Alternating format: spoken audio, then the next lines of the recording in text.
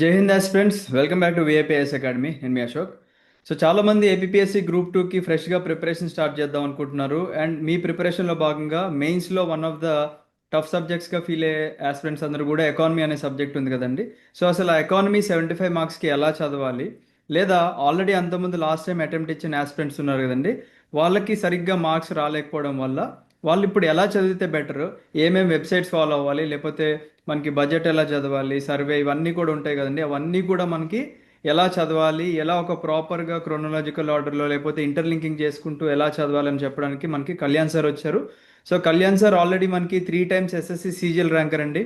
And అలాగే Kalyan sir కూడా UPSC mains రాశారు. అండ్ లాస్ట్ 10 to 15 years నుంచి కళ్యాణ్ సార్ చాలా మంది స్టూడెంట్స్కి ఫ్రీగా గైడెన్స్ ప్రోగ్రామ్స్ చేసుకుంటూ ఎంతో సర్వీస్ చేసుకుంటూ వస్తున్నారు. And we're so lucky that మనకి ఇప్పుడు present on going APSC group two స్టూడెంట్స్కి కళ్యాణ్ సార్ ఎకానమీ కూడా ప్రత్యేకంగా టీచ్ చేస్తున్నారు. కాబట్టి I think this is the perfect time అని అనిపించింది కళ్యాణ్ సార్తో మీకు ఒక సెషన్ ప్లాన్ చేద్దామని. So welcome sir, welcome to the session. Thank you, Ashok Garu, and welcome our students also of VIP IS Academy. Okay.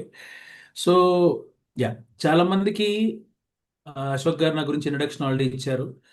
నా aim కూడా అదే అండి Ashok garu, and to all my students that economy అనేది tough సబ్జెక్ట్లా feel అవ్వకూడదు. Economy కూడా ఒక మామూలు సబ్జెక్టే. కాకపోతే ఎకానమీతో ఉన్న స్పెషాలిటీ ఏంటంటే వేరే సబ్జెక్టులుగా కాకుండా, ఫర్ ఎగ్జాంపుల్ మన హిస్టరీ తీసుకున్నాం, జాగ్రఫీ తీసుకున్నాం, ఫర్ దట్ మ్యాటర్ పాలిటీ కూడా తీసుకున్నాం. ఇవన్నీ కూడా మనం మెమరైజ్ చేయాల్సింది చాలా ఎక్కువ ఉంటుంది. ఎన్వైరన్మెంటల్ స్టడీస్ అవనివ్వండి, సైన్స్ అండ్ టెక్నాలజీ అవనివ్వండి. మీరు ఒక 2 ఏళ్ళు 3 ఏళ్ళు గ్యాప్ ఇచ్చేసారనుకోండి, మళ్ళీ మీరు అది మర్చిపోవచ్చు.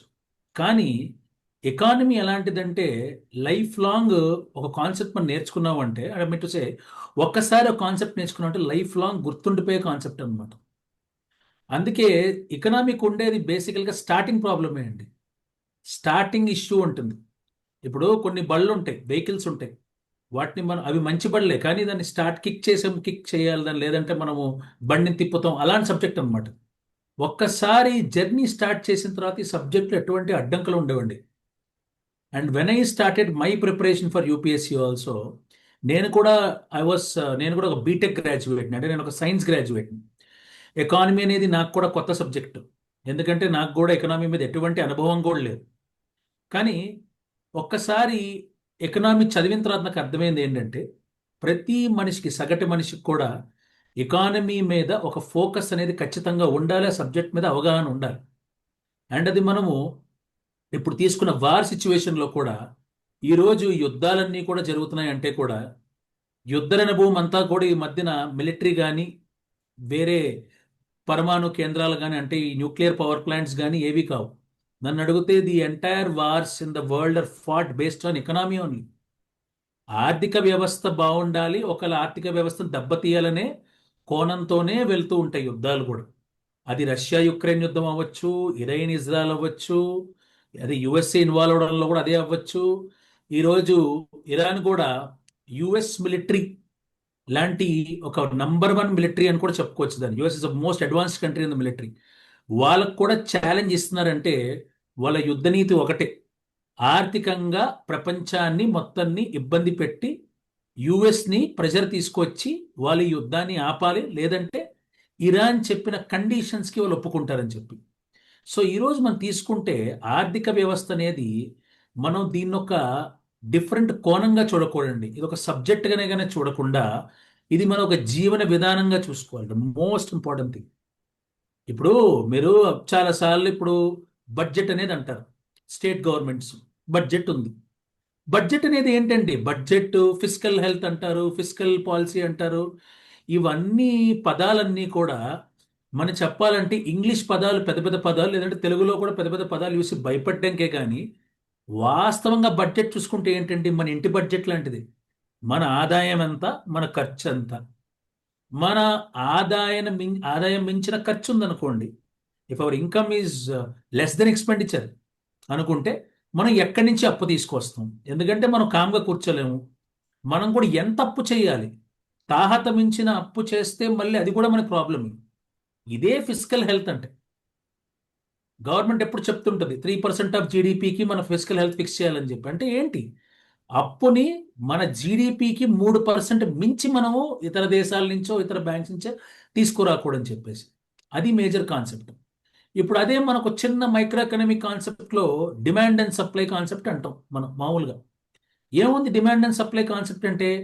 ఒక వస్తువు ధర పెరగాలి అంటే simple concept demand and supply. Either demand అయినా చాలా తీవ్ర స్థాయిలో పెరగాలి, లేదంటే సప్లై అయినా తీవ్ర స్థాయిలో తగ్గాలి. ఇప్పుడు ఈ ఆయిల్ పర్ బ్యారెల్ ఎందుకు పెరుగుతుంది? సింపుల్గా డిమాండ్ అనేది ఎప్పట్లా ఉన్నప్పటికీ కూడా తీవ్ర స్థాయిలో సప్లై తగ్గిపోయింది. ఎందుకంటే స్ట్రైట్ ఆఫ్ హార్మజ్ అని చెప్పుకుంటున్నారు, దాన్ని బ్లాక్ చేస్తున్నారు. స్ట్రైట్ ఆఫ్ హార్మజ్ నుంచి 20% వరల్డ్లో కావాల్సిన ఆయిల్ ఇంపోర్ట్స్ కానీ ఎక్స్పోర్ట్స్ కానీ వాట్ ఎవర్ ఇట్ ఈస్ అక్కడి నుంచే పాస్ అవుతుంది. సో 20% వరల్డ్లో అంటే ఇది చాలా పెద్ద విషయం అనే చెప్పుకోవాలి. ఇప్పుడు అలాగే గల్ఫ్ ఆఫ్ ఎడన్ దగ్గర అక్కడ కూడా రెడ్ సీ దగ్గర కూడా బ్లాక్ చేద్దామని చూస్తే 33% ఆయిల్ సప్లై ఆగిపోతుంది. సో అక్కడ ఏమవుతుంది, సప్లై అనేది డ్విండిల్ అయిపోతుంది. అండ్ ఈ సప్లై అనేది దొరకదన్నందువల్ల డిమాండ్ కూడా ఆర్టిఫిషియల్ డిమాండ్ క్రియేట్ అవుతుంది. ఈరోజు మీరు చూసుకుంటే ఈరోజు హైదరాబాద్లో కానీ మేజర్ సిటీస్ ఇన్ ఇండియాలో కూడా ఎక్కడ సప్లై ఇంకా తగ్గిపోతుందేమో అని చెప్పి ఇంకా ఫుల్ ట్యాంక్ పెట్రోల్ కొట్టించుకోవడం, డీజిల్ కొట్టించుకోవడం జరుగుతుంది. సో ఇది ఒక చిన్న బేసిక్ కాన్సెప్టే, మనం ఇప్పుడు రోజు చూస్తున్న కాన్సెప్ట్ ఎకానమీ అండి. అంటే ఎప్పుడైతే డిమాండ్ ఆర్టిఫిషియల్గా క్రియేట్ అయినా, ఎప్పుడైనా సప్లై తగ్గిపోయినా ధరలు అనేవి పెరిగిపోతుంటాయి. దాన్నే మనం ఇన్ఫ్లేషన్ అంటాం. మనం ఎప్పుడైతే ఇలాగ కామన్గా ఎకనామీని చదవడం మొదలు పెడతామో, ఎకానమీలో ఎప్పుడు ఒకటే క్వశ్చన్ ఉండాలండి, వై, ఎందుకు అనే క్వశ్చన్ మీరు ఆన్సర్ చేస్తే మెజారిటీ ఆఫ్ ది కాన్సెప్ట్స్ మీకు అర్థమైపోతాయి. అలాగే మీరు డేటాని బైహార్ట్ చేసినప్పుడు కూడా లాజికల్గా బైహార్ట్ చేస్తారు. That is the most important thing. ఇప్పుడు ఎకనామిక్ సర్వే ఉంటుంది, ఎకనామిక్ సర్వే రాస్తారు వాళ్ళు, ఆర్థికంగా మనం ఇంత డెవలప్ అవుతాం, ఇంత పర్సెంట్లో మనం గ్రో అవుతాం, 7%లో గ్రో అవుతామని చెప్తాం. మనకి ఇన్ని అప్పులు ఉన్నాయని చెప్తాం, మనం అప్పులు ఎక్కడి నుంచి తీసుకొచ్చామని చెప్తాం, మనం అప్పులను ఎలా తీరుస్తామని చెప్తాం, మన స్టేట్ ఎలా డెవలప్ అవుతుందని చెప్తాం. ఇవన్నీ కూడా రీజనింగ్తోనే ఉంటుంది.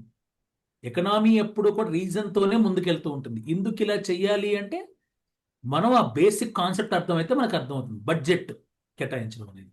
సో ఎకనామీ అనేది మీరు దాన్ని ఏమంటారు, రాకెట్ సైన్స్ అని కాదు. అది it's not rocket science, it is only common sense. Economy అనేది సింపుల్గా చెప్పుకోవాలనుకుంటే మనం, that is the most important thing ఎకనామీలో మనం గ్రహించేదన్నమాట. ఇక్కడ ఎప్పుడైతే మనము మన కామన్ కరెంట్ అఫైర్స్తో కానీ డైనమిక్గా కరెంట్ అఫైర్స్కి మనం లింక్ చేసి చదువుకుంటాం ఎకనామీ అనేది, ఎకనామీ చాలా ఈజీ అయిపోతుంది. ఇప్పుడు అంతెందుకు, మనం ఒక పని చేద్దాం, జస్ట్ ఒక సిలబస్ కాపీ తీద్దాం మనం మన స్టూడెంట్స్ కోసం. Let's share the syllabus copy. 1 second. Yeah, ఇది మన గ్రూప్ 2 సిలబస్ అండి. ఒకసారి మీకు ఇది షేర్ అవుతుందో ఒక్క నిమిషం ఉంటుంది. Yes, sir. 1 సెకండ్. యా, ఇప్పుడు వచ్చినట్టు ఉంది మనకి. ఓకే, మీరు ఇప్పుడు సిలబస్ చూసుకుంటే కనుక చూడండి ఒకసారి. స్ట్రక్చర్ ఆఫ్ ఇండియన్ ఎకానమీ ఉంది. నేషనల్ ఇన్కమ్ ఆఫ్ ఇండియా అంటే మన దేశ ఆదాయం ఎక్కడెక్కడి నుంచి వస్తుంది, మనం మన దేశం నేషనల్ ఇన్కమ్ ఎలా కొలుస్తాం. ఇప్పుడు నేషనల్ ఇన్కమ్ కొలవడం అనేది చాలా ఈజీ కాదండి. It is not very easy. అనుకుంటాం చాలా ఈజీగా కొలిచేయచ్చు కదా అని. ఇప్పుడు మన దేశంలో ఉన్న సమస్య ఏంటి, ఆర్గనైజ్ సెక్టర్ ఉంది, అన్ఆర్గనైజ్ సెక్టర్ ఉంది. ఆర్గనైజ్డ్ అంటే ఏంటి, మనం జాబ్లో ఉండి రెగ్యులర్గా ఇన్కమ్ ట్యాక్స్ కడుతూ మనకు ఒక పాన్ కార్డు ఉండి, ఇప్పుడు బయట ఆటో డ్రైవర్స్ ఉంటారు, ర్యాపిడో డ్రైవర్స్ ఉంటారు, లేదంటే ఇంకెక్కడో రకరకాల పీపుల్ ఉంటారు.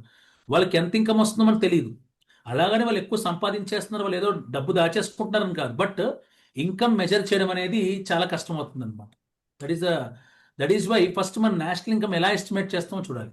అండ్ మోస్ట్ ఇంపార్టెంట్, మన దేశంలో ఉన్న జనాభాకి కానీ మన దేశానికి కానీ డబ్బు ఏ సెక్టర్ నుంచి వస్తుంది. బేసికల్గా మనం చూసుకుంటే మన ఆర్థిక వ్యవస్థలో 3 సెక్టర్లు ఉన్నాయండి. 3 సెక్టర్లు అంటే, ఒకటి మన వ్యవసాయ రంగం, ప్రైమరీ సెక్టర్ అంటారు, దట్స్ కాల్డ్ అగ్రికల్చరల్ సెక్టర్. అది back bone of any country, not only India. ఈరోజు మనకి వార్ జరుగుతున్న దాంతో కరెంట్ అఫైర్స్ లింక్ చేయాలంటే మన గవర్నమెంట్ చెప్పాలంటే ముందుగానే రెడీగా ఉన్నారు. అంటే మన ఫెర్టిలైజర్స్ ఒక 1-2 ఇయర్స్ స్టాక్ పెట్టుకున్నారు మన దగ్గర. సో అది భారతదేశం చాలా ముందుగానే ఒక మంచి స్టెప్ తీసుకుందని చెప్పాలి. ఎందుకంటే యూరియా ఏదైతే ఫెర్టిలైజర్లో యూజ్ చేస్తారో అది కూడా మనం ఇంపోర్ట్ చేస్తాం 40%. అది కూడా ఆ స్ట్రైట్ ఆఫ్ హార్మస్ నుంచే రావాలి. అంటే పొటెన్షియల్గా ఈ యుద్ధం అనేది కేవలము రెండు దేశాల మధ్యన యుద్ధం మాత్రమే కాదు, ఆర్థికంగా కూడా కాదు, ఈవెన్ ఆర్థికంగా కూడా కాదు, మన మన బేసిక్ ఫుడ్ మీదే కొడుతుంది, అది మన తిండి మీద కొట్టచ్చు. అంత ఘోరమైన యుద్ధం ఇది. కాకపోతే ఏంటంటే మనం భయపడాల్సింది ఏం లేదు, ప్రపంచం అంతా కూడా రియాక్ట్ అవుతుందని మనం అనుకుందాం. మనం ప్యానిక్ అవ్వద్దు. మోస్ట్ ఇంపార్టెంట్ థింగ్, ప్యానిక్ అయితే అవ్వద్దు. ఇలాంటి సిచ్యువేషన్స్లో మనం ప్రిపేర్డ్గా ఉండాలని చెప్పుకోవాలి ఇక్కడ. సో వ్యవసాయ రంగం మనం మాట్లాడుకున్నప్పుడు, వ్యవసాయ రంగం back bone of any country. అసలు మనకి వ్యవసాయం అనేది ఎలా చేస్తున్నాము, మన కన్స్ట్రెయింట్స్ ఏంటి? మన భారతదేశంలో ఉన్న కన్స్ట్రెయింట్ ఒకటి ఏంటంటే, మన వ్యవసాయం ఇప్పటికీ కూడా మాన్సూన్ సీజన్ పైన డిపెండ్ అయి ఉంటుంది. సో దాని ఆధారంగా మాన్సూన్ కరెక్ట్గా పడితే మనకి పంటలు కూడా బాగా పండుతాయి. సో అది మనం స్టడీ చేస్తాం. ఒకవేళ పంటలు సరిగ్గా పండలేదు because of excess rain or deficit rain also, అట్లాంటి సిచ్యువేషన్స్లో మనం ఎలా రియాక్ట్ అవ్వాలి, మనం వాటర్ ఎక్కడి నుంచి మనము మన కెనాల్స్ కానీ ఇరిగేషన్ కానీ ఎలా చేయిస్తాం, మనం సాగు భూమిని ఇంకా ఎక్కువ ఎలా క్రియేట్ చేస్తాం, ఫెర్టైల్ ల్యాండ్ అనేది, అది మెయిన్ థింగ్. రెండోది, మన భారతదేశం అనేది వెనకపడిన రంగం ఏంటంటే అది మ్యానుఫ్యాక్చరింగ్ సెక్టర్. అంటే ఏదైనా ఒక వస్తువును ఉత్పాదన చేయడంలోని మనం వెనకపడి ఉన్నాం. దాని స్ట్రక్చరల్ డెఫిసిట్ మనం చూడాలి, ఎందుకు ఇలా జరిగింది అనేది కూడా చాలా చాలా ఇంపార్టెంట్. ఎందుకంటే బ్రిటిష్ మనని ఒక విధంగా చెప్పాలంటే, బ్రిటిష్ మనని ఒక విధంగా మన డౌన్ చేసి వెళ్ళిపోయారు. మన దగ్గర రిసోర్సెస్ అన్ని కూడా లాక్కొని వెళ్ళిపోయారు. స్ట్రక్చరల్గా మన బ్యాక్వర్డ్ చేసేసారు. మన థాట్ ప్రాసెస్ని కూడా టోటల్గా ఎలా చెప్పాలంటే మన థాట్ ప్రాసెస్ని మార్చేశారు వాళ్ళు. అంటే మనము ఉద్యోగాలు చేసే రకంగా మారిపోయి ఉద్యోగాలు ఇచ్చే వాళ్ళ మనం మారలేదు. అది మన ఇండియాలో ఉన్న ఇంకో సమస్య. ఇప్పటికీ మన మదర్ ఫాదర్ చూసుకుంటే కనుక, నాన్న నేను ఒక బిజినెస్ పెడతాను అని అన్నారు అనుకోండి, బిజినెస్ ఎందుకురా, ఒక దీనిలో వెళ్ళు, ఒక గవర్నమెంట్ రంగంలో వెళ్ళి, లేదంటే ఒక ప్రైవేట్ జాబ్ చేయాలనే చెప్తారు. మన ఎకానమీలో ఉన్న ఇది ఒక సమస్య ఏంటంటే, not many are going for what manufacturing. అందరూ కన్జ్యూమ్ చేసే వాళ్ళు ఉంటే ప్రొడ్యూస్ చేసేవాడెవడు? ఈ రోజు మనకి అదే సమస్య ఏంటంటే, మనము ప్రతిదీ కూడా మనకు కావాల్సిన చిన్న చిన్న వస్తువులను కూడా ఒక్కొక్కసారి మనం ఇంపోర్ట్ చేసుకునే స్థాయికి మనం వెళ్ళిపోయామంటే, మన ఆయిల్, పెట్రోల్, డీజిల్ ఇంకా పెరిగిపోతుంటుంది మనకి ధర. సింపుల్ కాన్సెప్ట్, ఏం లేదు. ఇప్పుడు మీ అందరూ క్వశ్చన్ అడగచ్చు ఏంటంటే, సార్ ఈ రూపీ ఎందుకు రోజు రోజుకి పెరుగుతుంది? ఒకప్పుడు 2014లో $1 60 ఉండేది, తర్వాత తర్వాత అలా పెరిగి పెరిగి పెరిగి ఈరోజు $94 వచ్చేసిందని అడగచ్చు నన్ను. సింపుల్గా మన లాజిక్ ఆలోచిస్తే, ఓకే, మన ఇంపోర్ట్ పెరిగే కొద్దీ మనం ఇంకో దేశం నుంచి ఇంపోర్ట్ చేసుకుంటే వాళ్ళకి డబ్బు దేంతో కడతామండి? మనం డాలర్లో కట్టాల్సి వస్తుంది. జనరల్గా dollar is the most used currency in the world.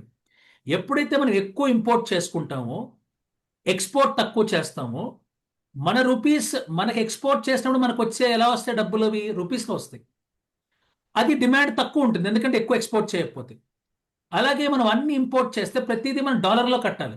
అంటే మన రూపీస్ని డాలర్లో కన్వర్ట్ చేసుకొని కట్టాలి. దానివల్ల డాలర్ మీద డిమాండ్ పెరుగుతూనే ఉంటుంది. ఎప్పుడైతే డాలర్ డిమాండ్ పెరుగుతుందో ఆటోమేటిక్గా మన కరెన్సీ వాల్యూ అలా అలా కిందకి వెళ్ళిపోతూ ఉంటుంది. అందుకే మన మ్యానుఫ్యాక్చరింగ్ సెక్టర్లో కూడా ముందుగా ఈ రంగంలో ఉండాలి. అప్పుడే మన రూపీ కూడా స్టేబుల్గా ఉంటుంది, అంటే మన కరెన్సీ స్టేబుల్గా ఉంటుంది. ఇది ఇలా మనము ప్రతిదీ కూడా కరెంట్ అఫైర్స్తో అనుసంధానం చేసుకొని స్టాటిక్ కాన్సెప్ట్లో మనం చదువుకుంటూ ఉంటే మనకి ఎకానమీ అనేది లైఫ్ లాంగ్ గుర్తుండిపోయే సబ్జెక్ట్. ఈ సబ్జెక్ట్ నేను ఇవాళ వచ్చి మీకు చెప్పట్లేదు. నేను ఈ సబ్జెక్ట్ని ఒక 5-6 ఏళ్ళ ముందే, ఒక 7 ఏళ్ళ ముందే, నేను యూపీఎస్సి ప్రిపేర్ అవుతున్నప్పుడు, నేను చదువుకున్నప్పుడు నేర్చుకున్నా. ఇప్పటికీ కాన్సెప్ట్ నాకు గుర్తుంది. అదే challenge with other subjects. History ఉందనుకోండి, నేను అప్పుడు చదువుకున్నాను, హిస్టరీ చాలా బాగా చదువుకున్నాను. కానీ నేను ఒక 1-2 ఏళ్ళుగా హిస్టరీ ముట్టుకోలేదు. నేను తెలంగాణ గ్రూప్ 1 రాసిన తర్వాత, అట్లాంటి మెయిన్స్ రాసిన తర్వాత, అట్లాంటి సిచ్యువేషన్లో మళ్ళీ ఇప్పుడు నేను చదవాలి బుక్ తీసి. కానీ ఈ క్లాస్ చెప్పే ముందు మాత్రం నేనేం ప్రిపేర్, ఎందుకంటే ఎకనామిక్ ఉండే అడ్వాంటేజ్, ఒక్కసారి మన బ్రెయిన్లో ఈ సబ్జెక్ట్ వెళ్ళిపోయిందా, మనము కన్ను మూసే వరకు కూడా, ఆఖరి 80 ఏళ్ళకో 90 ఏళ్ళకో కన్ను మూసినప్పుడు కూడా మనకి చనిపోయిన ముందు కూడా ఈ సబ్జెక్ట్ కనిపిస్తూ ఉంటుంది. మనకి ఈ సబ్జెక్ట్ అప్పటికీ విలువ ఉంటుంది. This is the advantage this subject. నన్ను అడిగితే this is the most easiest subject. ఒక్కసారి దాన్ని గ్రహించామనుకోండి, ఈజీగా ముందుకెళ్ళిపోవచ్చు. అందుకే ఎకనామీ గురించి పెద్దగా ఎవరు భయపడాల్సిన అవసరం లేదండి. That is the most important thing. చాలా మందికి ఫోబియా ఉంది ఎకనామీ అంటే, మ్యాథ్స్ లాగా. మ్యాథ్స్ ఎకనామీ ఎలాంటిదంటే, ఒక్కసారి మన రక్తంలో ఎక్కేసింది అనుకోండి, అది లైఫ్ లాంగ్, అంటే రక్తం అంటే ఇన్ ద సెన్స్ మన గుండెలో, మన మన బ్రెయిన్లో అన్ని చోట్ల ఎక్కేస్తే అది ఎప్పటికీ మనతోనే ఉంటుంది. అలాగే మన సిలబస్ చూడండి ఇక్కడ, economic growth and economic development, strategy of planning in India, ఎట్లా ప్లాన్ చేసుకోవాలి, ఎకనామిక్ గ్రోత్ అంటే ఏంటి, డెవలప్మెంట్ అంటే ఏంటి. మన ప్లానింగ్ కమిషన్ ఉండేది ఇంతకుముందు, ప్లానింగ్కి 2014లో మోదీ గారు వచ్చాక నీతి ఆయోగ్గా మారింది. నీతి ఆయోగ్కి సింపుల్ అండి, నీతి ఆయోగి ఎలా మార్చారు. ఒకప్పుడు ఎలా ఉండేదంటే, మన ప్లానింగ్ కమిషన్లోని స్టేట్స్ అందరూ కూడా కోఆర్డినేట్ చేసుకుంటూ ఉండేవాళ్ళు. ఇప్పుడు ఏమంటున్నారు, కోఆర్డినేషన్ కంటా కూడా స్టేట్స్ మధ్యన హెల్దీ కాంపిటీషన్ ఉండాలి. అంటే ఈ స్టేట్ బాగుపడుతుందంటే ఆ స్టేట్, మనం ఆ స్టేట్ మించి ఉండాలి అనే ఒక హెల్దీ కాంపిటీషన్లో అన్ని మన భారతదేశంలో 29 రాష్ట్రాలు, యూనియన్ టెరిటరీస్ కూడా కంపీట్ అవుతూ పెరగాలి అని చెప్పేసి కాన్సెప్ట్ అది. సింపుల్గా చెప్పాలంటే మనీ సప్లై ఉంది, రిజర్వ్ బ్యాంక్ ఆఫ్ ఇండియా ఉంది.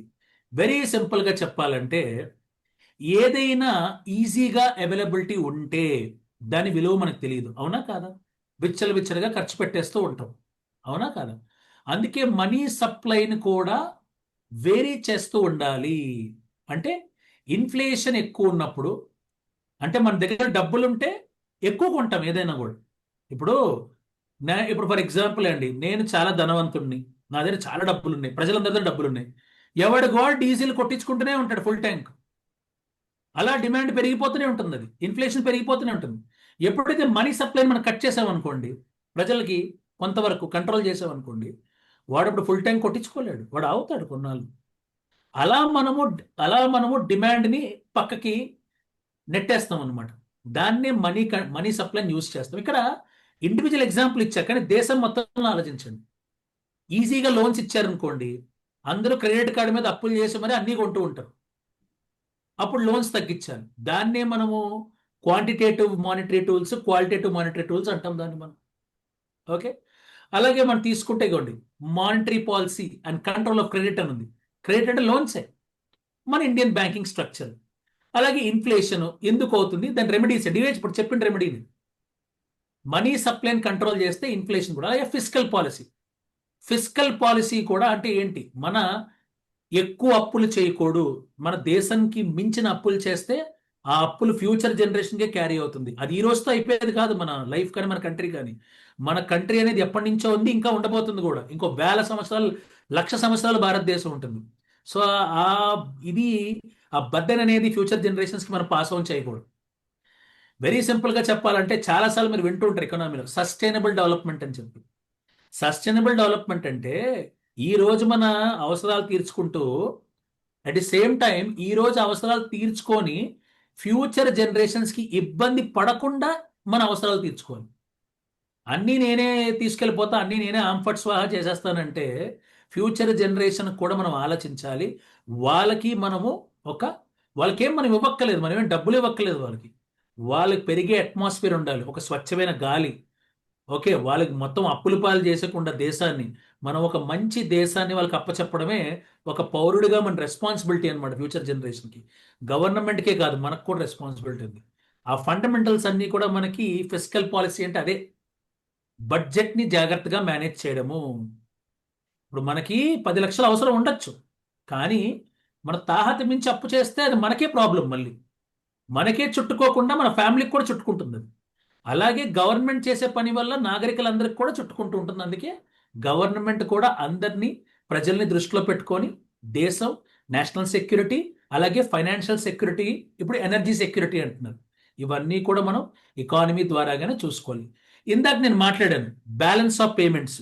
ఇందాక నేను చెప్పాను డాలర్ ఎందుకు పెరుగుతుంది, డాలర్ రేట్ ఎందుకు పెరుగుతుంది, ఇండియన్ రూపీ డెప్రిషియేట్ ఎందుకు అవుతుందని. బ్యాలెన్స్ ఆఫ్ పేమెంట్ అంటే మన ఎక్స్పోర్ట్స్కి ఇంపోర్ట్స్కి డిఫరెన్స్ అన్నమాట. ఇదే, ఎప్పుడైతే ఇంపోర్ట్స్ ఎక్కువ అయిపోతాయో మన డాలర్ కూడా అలాగా, I mean to say dollar will increase and our rupee will start depreciating. Okay, ఇవన్నీ ఆస్పెక్ట్స్ కూడా. ఇంకా మనం ఇందాక చెప్పుకున్నాం agricultural sector, industrial sector and services. ఇందాక మీకు చెప్పాను మ్యానుఫ్యాక్చరింగ్ సెక్టర్, అగ్రికల్చర్ రంగం అని చెప్పి. అలాగే ఇండస్ట్రియల్ డెవలప్మెంట్ ఎలా ఉండాలి, మన మ్యానుఫ్యాక్చరింగ్ సెక్టర్గా ఎలా ఉండాలి. మన భారతదేశంలో ఇంకొక కాన్సెప్ట్ చెప్పాలి మనం, ఏం లేదు, చిన్న 1 మినిట్ కాన్సెప్ట్, ఏం లేదు. జనరల్గా ఏ దేశమైనా వ్యవసాయ రంగం నుంచి ఇండస్ట్రియల్ రంగంకి వెళ్తుంది. మన దేశము ఆ ఇండస్ట్రియల్ రంగాన్ని బైపాస్ చేసేసి సర్వీస్ రంగంకి వెళ్ళిపోయింది. సర్వీస్ రంగం అంటే ఏంటి? హాస్పిటాలిటీ ఇండస్ట్రీ, మన హోటల్స్ అవనివ్వండి, రెస్టారెంట్స్ అవనివ్వండి, టూరిజం అవనివ్వండి, సాఫ్ట్వేర్, ఐటీ సర్వీసెస్, ఈ యూబరు, స్విగ్గీ, ఓలా, జొమాటో, ఇవన్నీ కూడా గిగ్ ఎకానమీ అంటారు. గిగ్ ఎకానమీ అంటే సర్వీస్ ఎకానమీ అని. చాలా మందికి అది ఉపాధి కల్పిస్తుంది, దానివల్ల తప్పేం లేదు. కానీ మన ఫండమెంటల్స్ ఎప్పుడు స్ట్రాంగ్ ఉండాలి. ఎప్పుడైతే మన మ్యానుఫ్యాక్చరింగ్ సెక్టర్లో ముందు వెళ్ళిపోయాం అనుకోండి, ఇప్పుడు చూడండి, ఆయిల్ లేకపోవడం వల్ల సర్వీస్ సెక్టర్ దెబ్బతినే అవకాశం కూడా ఉంది ఇప్పుడు. ఎందుకంటే ఈ స్విగ్గీ, జొమాటో వాళ్ళందరికీ పెట్రోల్ కావాలి, డీజిల్ కావాలి, వాటెవర్.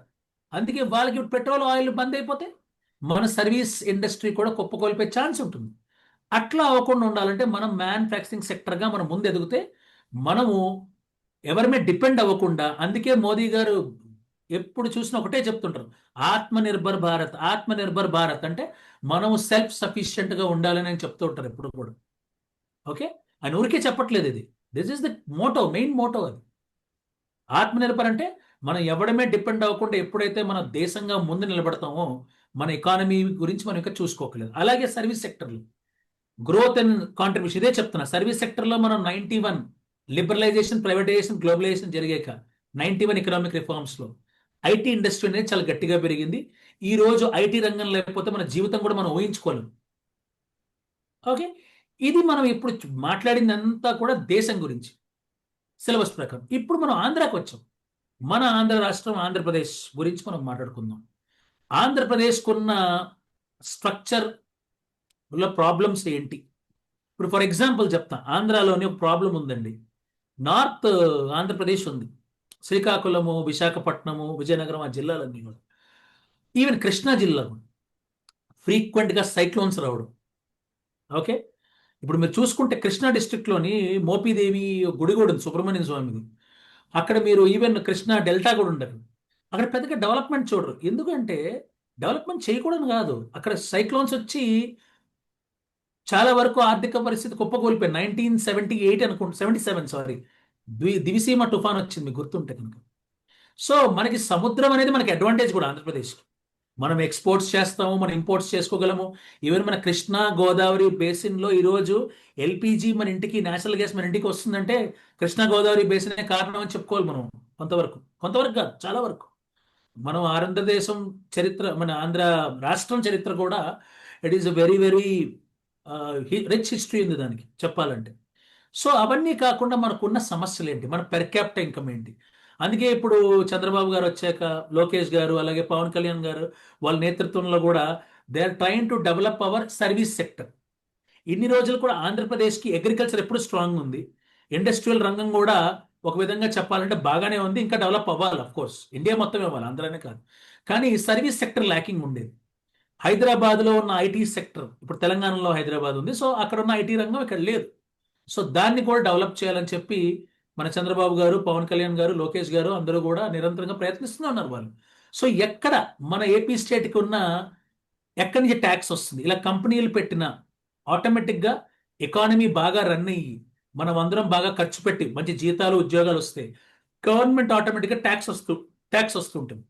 అలాగే నాన్ ట్యాక్స్ రెవెన్యూ ఏమైనా రావచ్చు, స్టాంప్ డ్యూటీస్ అవ్వచ్చు, ఇవ్వచ్చు, అవ్వచ్చు, ఇట్లాంటివన్నీ కూడా వస్తుంటాయి. అవన్నీ మనం సబ్జెక్ట్లో మాట్లాడుకుంటాం. అంటే మనకున్న సెషన్లో ఇప్పుడు మొత్తం ఎకానమీ మాట్లాడలేం, బట్ మీకు ఒక ఐడియా ఇస్తున్నా మీకు నేను. అలాగే ఏపీ రాష్ట్రంపై ఉన్న డెట్ బడ్జెట్ ఏంటి? మీరు చూసుకుంటే ఏపీ రాష్ట్రమే కాదు, ఈ రోజుల్లో భారతదేశం ప్రతి రాష్ట్రంలో కూడా ప్రాబ్లం క్రియేట్ చేసేది ఈ అప్పులే. ఈ అప్పుల్ని ఎలా మనం రేషనలైజ్ చేయాలి, ఎలా తగ్గించుకోవాలి, ఈ ఫ్రీ బీస్ తగ్గించుకోవడం, ఇవన్నీ కూడా ఈవెన్ సుప్రీంకోర్టు క్రిటిసైజ్ చేసింది. ఎవరికి ఏది ఊరికే ఇవ్వద్దు అనేది. ఇవ్వచ్చు, అవసరం ఉన్న వాళ్ళకి ఇవ్వాలి, కానీ తాహత మించి అప్పు చేసి మరీ అందరికీ ఇస్తూ ఉంటే కూడా మన ఏదైనా లిమిట్లో చేయాలండి. అది నేననే పాయింట్. నేను గవర్నమెంట్ని ఇవన్నీ తప్పుపడట్లేదు ఇక్కడ, అవసరం ఉన్న వాళ్ళు చేయాలి, కానీ ఇవన్నీ కూడా వస్తూ ఉంటాయి అన్నమాట. అలాగే ఇప్పుడు మన అగ్రికల్చర్ రంగం ఎలా ఉంది, ఇదే మాట్లాడుకున్నాం. అలైడ్ రంగం అంటే ఏంటి, యానిమల్ పౌల్ట్రీ సెక్టర్, ఇవన్నీ కూడా ఎలా ఉన్నాయి. మన మన ఏపీలో ఇండస్ట్రియల్ సెక్టర్ ఎలా ఉంది. రీసెంట్గా మనం చూసుకుంటే, రీసెంట్గా ఒక సింగిల్ అయ్యా అండి, ఇక్కడ చూసి ఒక నిమిషం, సింగిల్ విండో మెకానిజం అని వచ్చింది ఇక్కడ చూడండి. ఇక్కడ 2024లో తీసుకొచ్చారు దీన్ని, సింగిల్ విండో మెకానిజం. ఈ పాయింట్ ఉంది, సారీ 1 సెకండ్. ఓకే, 1 సెకండ్ అండి. యా మా ఇప్పుడు సింగిల్ విండో రంగం అని వచ్చింది ఇక్కడ మనకి. ఈ సింగిల్ విండో మెకానిజం చూసుకుంటే ఏ ఇండస్ట్రియల్ అప్రూవల్ కూడా ఇంత డేట్ దాటి ఎవరికి కూడా ఇబ్బంది పెట్టకూడదు, రెడ్ టేపిజం తగ్గాలి అని చెప్పేసి ఏ ఇండస్ట్రీకైనా మాక్సిమం నెల రోజుల్లోనో 15 రోజుల్లో, కొన్ని ఇండస్ట్రీస్కి అయితే 15 రోజుల్లోనే వాళ్ళకి లైసెన్సెస్ ఇచ్చేయాలని చెప్పేసి, ఇలా మనము రెడ్ టేపిజం బ్యూరోక్రసీ క్రియేట్ చేయకుండా ఏపీ గవర్నమెంట్ తీసుకున్న ఒక ఇన్సెంటివ్ అన్నమాట. అలాగే ఇండస్ట్రియల్ ఇన్సెంటివ్స్ కూడా ఇస్తారు. అలాగే ఏ ఇండస్ట్రీని కూడా ఒక బ్యూరోక్రాట్స్ ఆపడం కానీ, లైసెన్సింగ్ సిస్టమ్ పెట్టి వాళ్ళు ఇబ్బంది పెట్టడం కానీ లేకుండా ఇండస్ట్రీస్ డెవలప్ అయ్యే విధంగా అన్ని చూస్తున్నారు. అలాగే ఐటీ రంగం గురించి ఇప్పుడే మాట్లాడుకున్నాము. ఎలక్ట్రానిక్ అండ్ కమ్యూనికేషన్స్ రంగం గురించి కూడా మనం మాట్లాడుకున్నాము. ఒక పెద్ద వాటి కాల్ డేటా సెంటర్ రాబోతుంది వైజాగ్లో ఇప్పుడు, గూగుల్ డేటా సెంటర్. అలాగే క్వాంటమ్ పార్క్ అని కూడా చంద్రబాబు గారు చెప్తున్నారు, అది కూడా అక్కడ క్రియేట్ చేద్దామని చెప్పేసి. అంటే మనం ఐటీ రంగంలోని ఒక విజనరీగా ముందుండాలి, ఆంధ్రప్రదేశ్ ఒక లీడర్గా ఉండాలని చెప్పేసి ఇప్పుడు ప్రెసెంట్ గవర్నమెంట్ ఉన్న ఇది అనమాట. అలాగే మనకి వ్యవసాయ రంగం తీసుకుంటే animal husbandry, poultry sector, fisheries. మన ఆంధ్రాలో పెద్ద అడ్వాంటేజ్ ఏంటంటే fisheries is a big thing. మత్స్యకారులు చాలా ఇంపార్టెంట్, చాలా మంది ఫ్యామిలీస్ దాని ద్వారా నడుస్తుంటాయి. దాని స్కీమ్స్, రీసెంట్ స్కీమ్స్ అవన్నీ కూడా మనం ఎకనామిక్ సర్వేలోనే ఎక్స్ప్లెయిన్ చేస్తారు, ఎకనామిక్ బడ్జెట్లో కూడా చెప్తారు మనకి. సో బడ్జెట్ని మనం క్లియర్గా ఫాలో అయ్యి, బడ్జెట్ ఊరికే చదివితే మనకు అర్థం కాదు, ఎప్పుడైతే బేసిక్స్ మనకు అర్థమవుతాయో బడ్జెట్ కూడా చాలా ఈజీగా మనకు అర్థమవుతుంది. ప్రతి బడ్జెట్ని, డేటాను కూడా మనం బైహార్ట్ చేయాల్సిన అవసరం లేదు, ప్రతిదీ మన ఫింగర్ టిప్స్లో అర్థమవుతుంటుంది మనకి. ఎప్పుడైతే మనము సబ్జెక్ట్ని బైహార్ట్ చేయకుండా అర్థం చేసి చదువుకుంటా, సబ్జెక్ట్ మీద ప్రేమ పెరుగుతుంది. సబ్జెక్ట్ మీద ప్రేమ పెరిగిందంటే మనము బైహార్ట్ చేసి గుర్తు పెట్టుకోవడానికి పెద్ద ప్రయత్నించాం మనం. ఇది పాయింట్ అన్నమాట. So this is the thing. ఇంకా మన స్టూడెంట్స్కి మనకి వాళ్ళకి ఏమైనా డౌట్స్ ఉన్నా కూడా, ఏమన్నా కూడా, I'm always ready to help them. వాళ్ళకి ఏ లెవెల్లో ఉన్నా కానీ డేటా కూడా మనము, డేటా ఈజ్ ఆల్సో, అదే చెప్తున్నా, డేటా చదవడం అందరికీ ఛాలెంజ్, కానీ డేటా ఇష్టపడి చదివితే, అర్థం చేసుకొని చదివితే చాలా ఈజీగా డేటా కూడా మన బ్రెయిన్కి ఎక్కిపోతుంది. అది ఇక్కడ పాయింట్ అనమాట. అర్థం కాకుండా చదివితే మనకి డేటా కూడా ఎక్కదు, యాజ్ సింపుల్ యాజ్ దట్. ఇది మనం చెప్పుకోవాలన్నమాట. అది అశోక్ గారు. సో ఇవాళ స్టూడెంట్స్ కూడా అదే నేను చెప్దాం అనుకున్నాను. This is the most important point about this economy. Economy అనేది భయపడాల్సిన సబ్జెక్టే కాదు, మళ్ళీ మళ్ళీ చెప్తున్నాను. ఎకనామీని ఒక్కసారి అర్థం చేసుకోండి. Here in our academy we are there, our team is there. మనం ఫ్యాకల్టీ మెంబర్స్ అందరూ కూడా ప్రతి సబ్జెక్ట్ని ఎక్స్ప్లెయిన్ చేయడానికి మనం ఉన్నాం ఇక్కడ. మనము వెరీ సూన్ ఏప్రిల్లోనే, మనం ఏప్రిల్ 15వ తారీఖు by month end we are train to create a test series also, real time simulation కూడా మనం ఇక్కడ రెడీగానే ఉన్నాం దానికి కూడా. ఓకేనా? సో మనం ఓన్లీ సబ్జెక్టే కాదు, ఎగ్జామినేషన్ పాయింట్ ఆఫ్ వ్యూలో కూడా మనం ఇక్కడ రెడీగా ఉండబోతున్నాము. వీఆర్ దేర్ అనేది మనం ఇక్కడ చెప్పుకుంటున్నాం madam. And as a said, ఈ అకాడమీ అనేది ఏది కూడా ఫాల్స్ ప్రామిసెస్ ఎప్పుడు చేయలేదండి. నేను ఈ అకాడమీ అనేది 4 ఏళ్ళుగా, 5 ఏళ్ళు, సారీ కోవిడ్ టైం నుంచి ఉంది, 6-7 ఏళ్ళుగా ఉంది ఇన్ఫాక్ట్ చెప్పాలంటే. నేను ఈ అకాడమీ జాయిన్ అయ్యి 1 ఇయర్ అవుతుంది, 1.5 ఇయర్ అవుతుంది. కానీ నేను చాలా ఇన్స్టిట్యూట్స్లో పనిచేశాను, సివిల్ సర్వీస్ ఇన్స్టిట్యూట్స్లోని. నేను పేర్లు ఏది తీసుకోను, but I worked in many institutes. But నేను చూసింది ఏంటంటే ఈ అకాడమీ గురించి, that this academy is delivering whatever it promises. ఏది ప్రామిస్ చేసినా కూడా maximum output, okay, very reasonable ప్రైజెస్లో they are giving very quality education. Quality ముఖ్యం అండి. ఇప్పుడు మేము కూడా 300-400 రూపాయలు, 200 రూపాయలు కోర్సులు పెట్టి 299, 599 చెప్పేసి వెళ్ళిపోవచ్చు, దానికి ఏం అకౌంటబిలిటీ ఉండదు. కానీ ఇక్కడ వీఆర్ హ్యావింగ్ అకౌంటబిలిటీ ఆల్సో. జవాబుదారితనం అంటారు, మన మహేష్ బాబు అంటాడు కదా భరత్ నేను, జవాబుదారితనం అని. అకౌంటబిలిటీ అనేది వెరీ ఇంపార్టెంట్. ఓకేనా? సో మీకు ఎటువంటి డౌట్స్ ఉన్నాయి సెషన్ అయిన తర్వాత మీరు నాకు మళ్ళీ పింక్ చేసినా, మనం మళ్ళీ ఇంకో సెషన్ పెట్టుకొని కూడా వీ కెన్ క్లియర్ దోస్. నేను మీకు ఒక బేసిక్ అవుట్లైన్ ఇచ్చాను అంతే ఇప్పుడు మీకు. ఓకే, మీకు ఇంకా డౌట్స్ రావాలి సెషన్ విన్నాక, అది నేను క్లియర్ చేయడానికి కూడా నేను రెడీగా ఉన్నాను. మీరు ఎలాగో కోర్స్ జాయిన్ అయినా లేదు, నేను యూట్యూబ్లో కూడా వీడియోస్ చేస్తూ ఉంటాను, మీరు ఫ్రీగా కూడా I will give my service always. That will be also there. నేను very soon I'm going to start an economic series also. And ఈ వార అప్డేట్స్, మన ఎకనామిక్ లింక్ కూడా మనం చూడబోతున్నాం. అది ఇంకా సిలబస్ పరంగా కూడా మనకి సార్ పాసిబిలిటీ ఉంటే ప్రతి ఒక్క సెక్షన్, మనకి 5 సెక్షన్స్ ఉన్నట్టున్నాయి కదండి.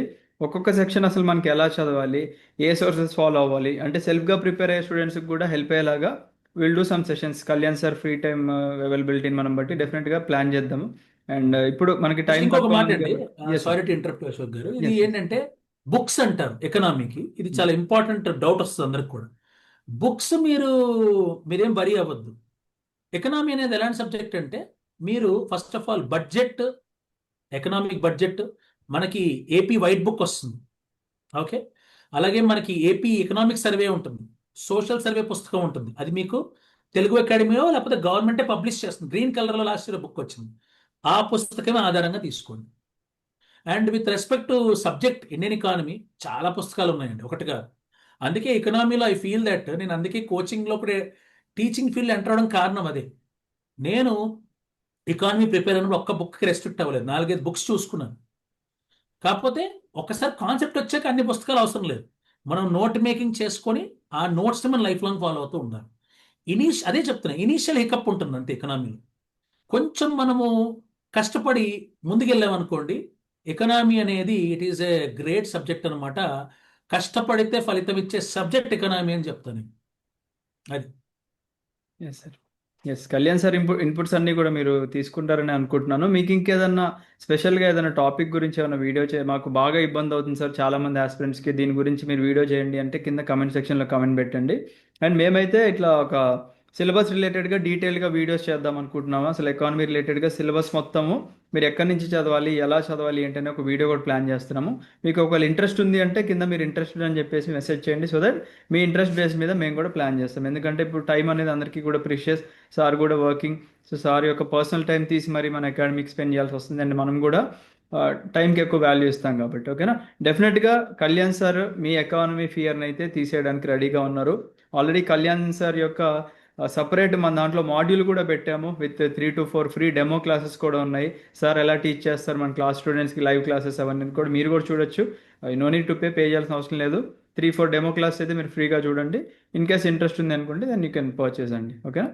Yes, thank you so much Kalyan sir, మీ వాల్యుబుల్ టైం థ్యాంక్ యూ మన సో మచ్ స్టూడెంట్కి అశోక్ స్పెండ్ గారు, చేసినందుకు. Thank you so yes sir. Much. And we are always there to help the students here. Yes sir, thank you sir, thank you sir. Thank you, thank you, thank you.